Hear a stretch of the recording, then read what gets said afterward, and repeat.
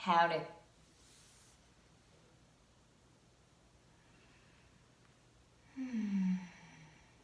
If you're wondering when to start writing, it's simple.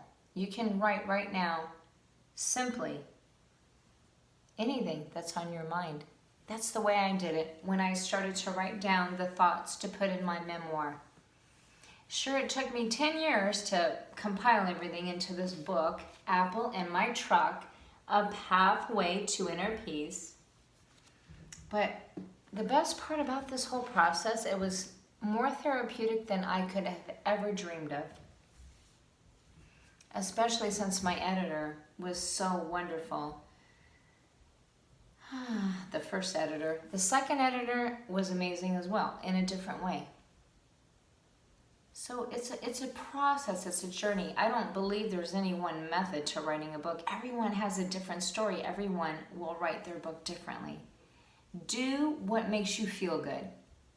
Today, I'm going to read from Chapter 3's Flashback. The year is 1983, and I was 14 years of age. I'll give you a little introduction to this flashback. I used to walk up to the corner store where my mom worked, and it was dirt roads all around the convenience store back then in Arizona.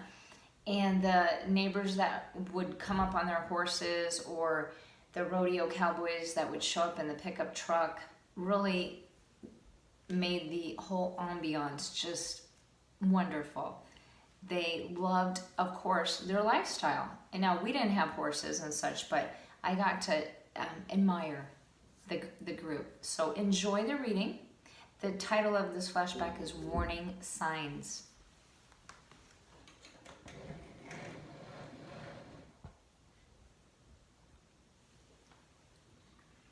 Mom and Chris had a great deal in common, both being clerks at convenience stores. Chris worked 2 miles south on Bell Road at 8 is Great. J's and 8's were competitors, but when Mom's days off rolled around, she'd be sure to reciprocate the visit before her weekly grocery run. Many times she'd taken me with her to satisfy her craving for smoking. Once she had purchased her favorite cigarettes, it was my turn to choose from an assortment of sweet, colorful, frozen slurry drinks. Young rodeo cowboys piled high in a pickup truck were a common sight at Jay's on the weekends. It was expected that these young bucks went from a sitting position to flying up and over the side of the truck and land standing. They liked to show off their fancy cowboy boots and maybe a trophy buckle.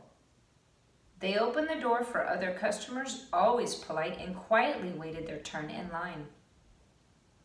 "Good morning." Sally's smile was contagious. "I'll take a can of skunk," one cowboy said as he placed his cash on the counter and tipped his hat.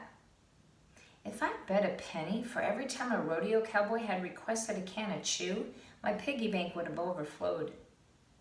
Converging back outside, each cowboy waited until their group had formed a small circle. The new cans of snuff needed to go through their imperative morning ritual. First, any old chewing tins needed to be discarded from their back pockets. Each cowboy had a unique circular imprint which had worn into the denim back pocket and branded their trade unmistakable. Tossing the empties up into the air was a contest in its own right.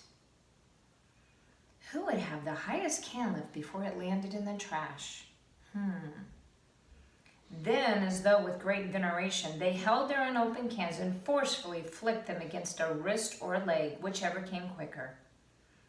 They handled their new treasure with great care as they took the familiar anticipatory chewing stance. After about 5 hard taps, the time had arrived for them to reveal the fresh stuff, using a pointer finger, middle finger, and a thumb to pinch off just the right amount. Some guys were so talented, they didn't need to use the other hand to pull out their bottom lip. Impressively, they placed the pungent tobacco in between their bottom teeth and lip with the same hand used for the pinching. When one of the cowboys couldn't afford to buy his own can, he asked his buddy, "Man, please, can I get a dip from you?" The king cowboy shared his joy, chewing harmoniously. They smiled with dark pieces of smokeless tobacco stuck in between their teeth. I watched, wishing I had had a blue ribbon. I would have given the prize to the cowboy who completed the ritual while tapping his heels together 3 times. This ribbon would have gone nicely with the shiny belt buckle.